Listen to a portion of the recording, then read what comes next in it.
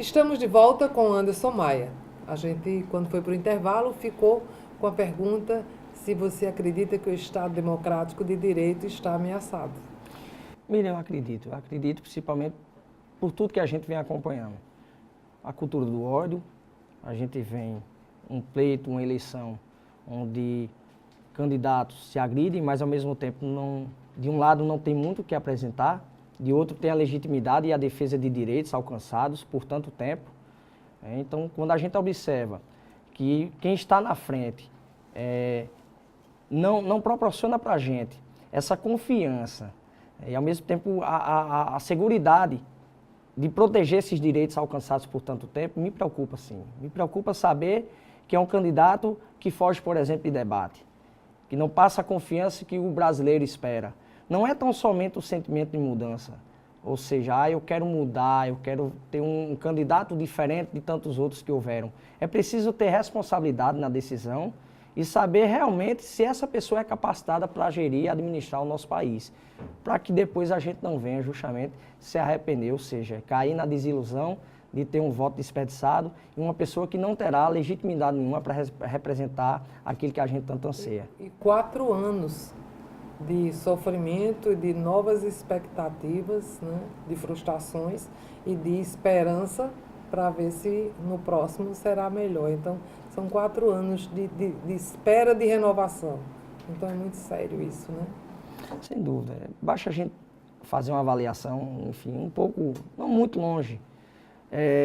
A população queria sair, algumas, claro, uma grande parcela da população, a renúncia do cargo da presidente Dilma, para que Michel Temer pudesse assumir. E hoje está aí o arrependimento da grande parte, e que inclusive proporcionou isso. Alguns até oportunistas, porque tiveram um discurso, né, contraditório diante do pleito, onde até mudaram de lado antes do tempo, apenas pelo oportunismo de saber que aquele candidato estava à frente, ou seja, estava numa vantagem de um pleito. Eu posso citar, por exemplo, o prefeito de Campina Grande. O prefeito de Campina Grande, no primeiro momento, antes de terminar o primeiro turno, decidiu apoiar a candidatura de Bolsonaro, quando o próprio candidato do partido dele estava ainda em disputa. Então é esse tipo de coisa que a gente precisa avaliar. Primeiro a ética, a responsabilidade de fazer a escolha correta diante daquilo que você acredita. Se você acredita numa mudança, essa mudança ela tem que ser, né, alcançada de forma responsável. Fazer uma autocrítica, fazer uma boa avaliação, principalmente do histórico de cada postulante. De um lado você tem um ex-ministro da Educação, que muito fez, principalmente pelo estado do Nordeste e da Paraíba, que eu, como nordestino e paraibano, faço essa defesa e esse reconhecimento. E de outro, uma pessoa e um candidato que já disse em alto e bom som que pelo estado da Paraíba ser opositor, não fará muita coisa, nem trará muito benefício a esse estado. Então, como paraibano hoje, eu primeiro defendo o meu estado, mas como brasileiro eu também me preocupo com a defesa desses direitos que estão ameaçados, né, caso aí o Bolsonaro venha a vencer as eleições, não tenho dúvida disso. Ainda sobre o candidato de extrema-direita, você acha que ele, sendo eleito, permanecerá na mesma posição de extrema ou irá fazer grandes acordos e caminhar para o centro, justificando a governabilidade? Olha, se tratando do candidato Bolsonaro, e a gente não espera muito dele. Ele é um cara imparcial, tem um discurso contraditório. Volta e meia você pega justamente a contradição dessas falas, que uma vez uma hora diz uma coisa, outra diz outra. É claro que a gente sabe que como presidente eleito ele vai ter que ter a participação, né, e a contribuição de outros partidos, né, de outros segmentos. É claro que ele vai ter que se adaptar a isso. Me preocupo, claro, com esse tipo, né, de posicionamento, mas ao mesmo tempo a gente vai estar aqui, mesmo pequeno como vereador, mas como um filho do nosso país, poder dar a nossa sugestão, né, e cobrança daquilo que a gente precisa fazer. Eu acredito que a gente vive um momento difícil na política e no país, mas que precisa de uma grande reflexão. Não sei se há tempo de fazer essa mudança, mas essa reflexão ela se faz imediata. O governador Ricardo Coutinho é considerado um fenômeno. um verdadeiro gênio da política. A que você atribui isso? Bem, sem dúvida, isso era uma coisa que inclusive era questionável. Até mesmo para quem hoje faz parte do corpo político da cidade de Campina Grande. Muito se questionava, inclusive, a votação de Ricardo e Vitórias, principalmente com relação ao governo do estado. Mas Ricardo agrega hoje, e é um cara, um político que eu me inspiro muito, pela seriedade que ele tem, compromisso, responsabilidade e pelo trabalho que ele vem desempenhando. Um trabalho que começou lá atrás, não é uma coisa que está sendo reconhecida agora depois de um pleito vitorioso e exitoso, não é. Isso é uma coisa que foi construída principalmente pela postura e ética que ele sempre teve. É um cara que vem do movimento social, que sempre olhou pelo social. Hoje é a maior liderança política do estado da Paraíba e me orgulho muito em participar e contribuir desse projeto. Mas Ricardo, sem dúvida, está colhendo aquilo que ele vem plantando durante tanto tempo.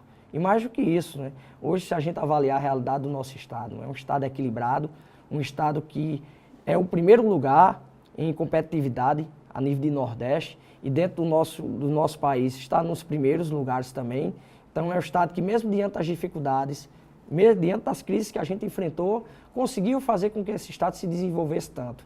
E principalmente conseguisse também a exitosa vitória com relação ao pleito recente. A gente fez João governador, ou seja, resultado, em mais de 200 municípios, João foi vitorioso, com uma votação esmagadora, onde muitos se questionavam, inclusive, que Ricardo era ruim de transferir voto, não fazia o sucessor, e isso ele quebrou de uma vez só, fruto justamente do trabalho que ele desempenhou. A gente teve o primeiro lugar no Senado, do PSB, através de Veneziano, primeiro lugar, deputado federal, Gervásio Maia, que inclusive foi o meu, e a deputada Cida Ramos, que foi a mais votada também, deputada estadual. Ou seja, em todos os âmbitos a gente conseguiu fazer os mais votados, mas isso, claro, reforça essa liderança que Ricardo tem hoje no estado da Paraíba, não só aqui, mas no cenário nacional também, reconhecido como um excelente político. Campina Grande foi sempre considerada uma cidade bairrista. Você acredita que é fruto, às vezes, de uma gestão que é mais voltada para a cidade de João Pessoa e menos para Campina Grande, e que esse governo teve um olhar mais igualitário?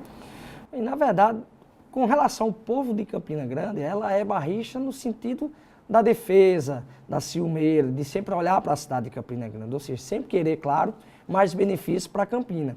Com relação a alguns grupos políticos, aí essa coisa já toma outra proporção. Então, são políticos que, por exemplo, não sabem reconhecer e acreditam que haverão de reconhecer em algum momento. E aí, a cidade reconheceu, por exemplo, através da votação de João, do trabalho que Ricardo desenvolveu e levou para Campina. Foram investidos quase 2 bilhões de reais em obras e ações dentro da cidade de Campina Grande. E aí, para as pessoas terem até noção do que seria isso, foram investidos em uma só gestão, na gestão de Ricardo, mais do que, por exemplo, a gestão de Cássio e Maranhão juntos na cidade de Campina Grande. É claro que isso precisa, e aí faz parte também do meu papel como vereador, levar ao conhecimento das pessoas que não têm essa informação, saber desse investimento, desse tipo de compromisso que o Estado teve na cidade, mas ao mesmo tempo também entender que o governo do Estado não é de Campina, é do Estado como um todo. E a gente sabe, e a Paraíba reconheceu nos mais de 200 municípios, que teve obra e ação do governo do estado em quase todo o estado da Paraíba. Aquilo que não foi alcançado, não tenho dúvida que João haverá de alcançar. Mas é claro que, como filho de Campina Grande, sou eu que vou estar ali puxando a orelhinha de João para poder levar cada vez mais benefício à minha cidade. Dia 1º de janeiro, João Azevedo assume o governo do estado da Paraíba. O que você espera e o que o campinense espera dessa nova gestão? Você vai responder isso após o nosso intervalo. Voltamos daqui a pouquinho.